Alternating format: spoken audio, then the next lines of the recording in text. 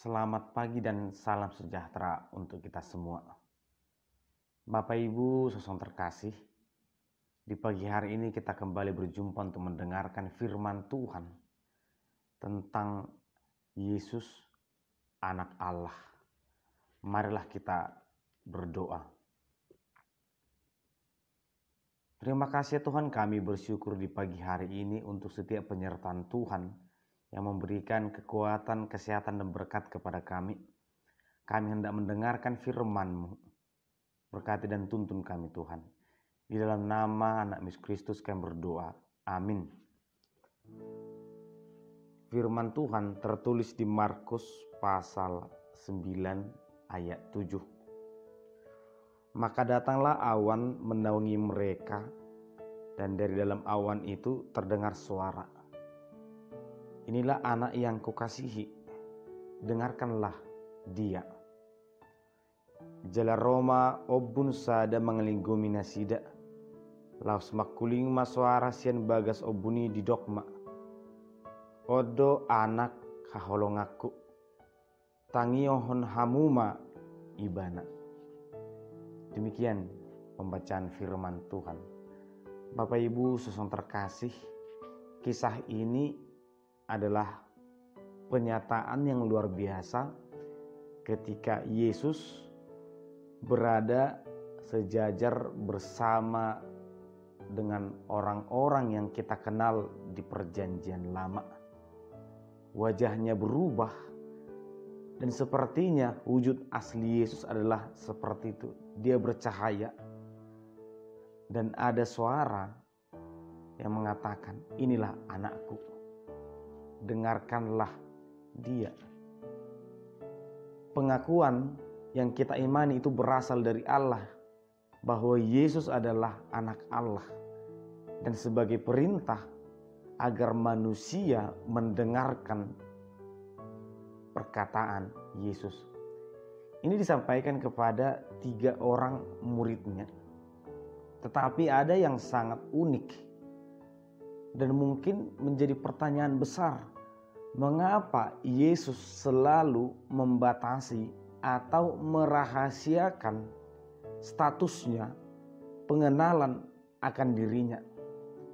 Ketika orang merasakan mujizat, Yesus selalu berkata, jangan beritahukan kepada orang lain.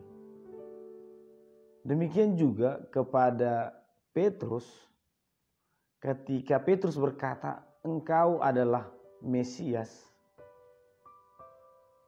Yesus juga mengatakan itu pengakuan yang bagus. Itu adalah batu karang. Dan di atas pengakuan itulah aku akan mendirikan jemaatku. Dalam teks ini, bukan manusia yang mengaku Yesus sebagai anak Allah, tetapi yang kita imani adalah Allah sendiri. Inilah anakku, dengarkanlah dia.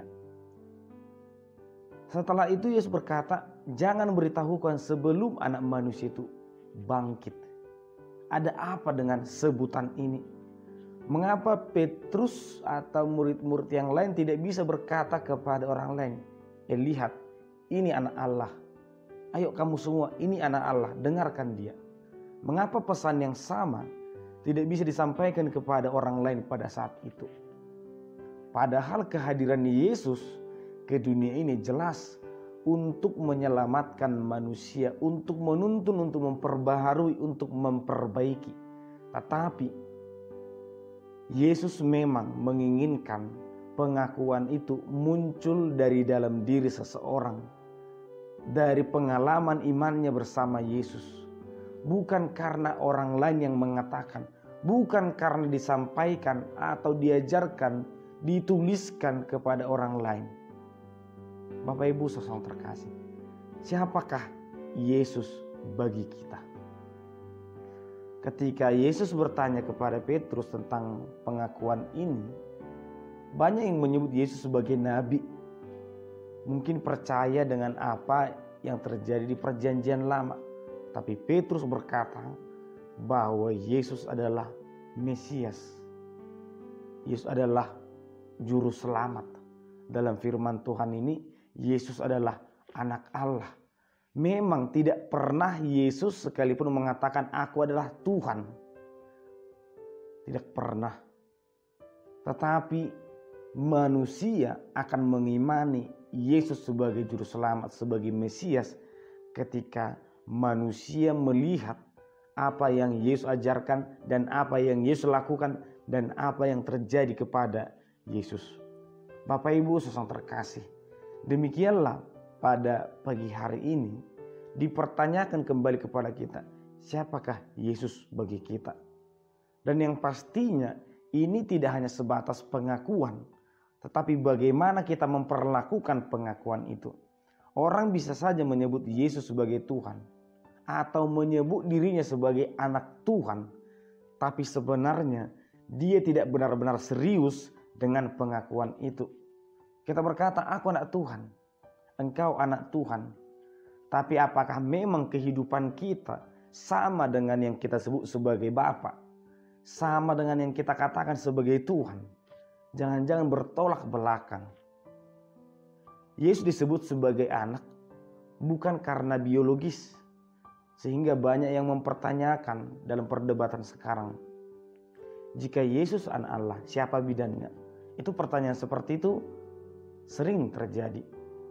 Karena Yesus tidak digambarkan sebagai anak biologis atau yang sedarah.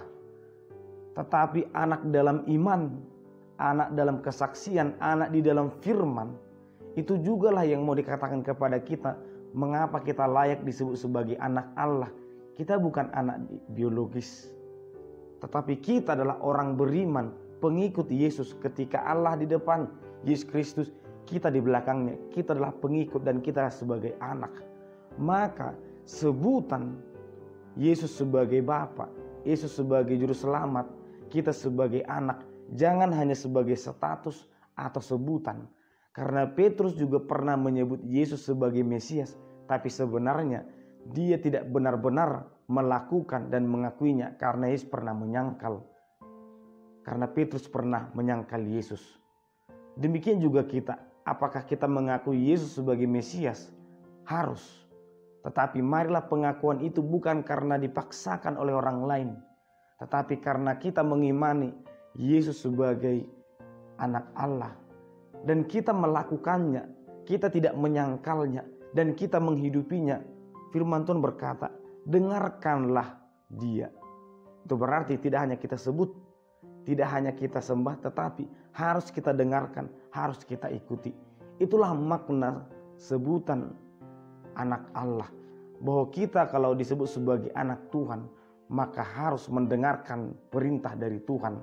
Dan maka harus melakukannya dalam kehidupan kita.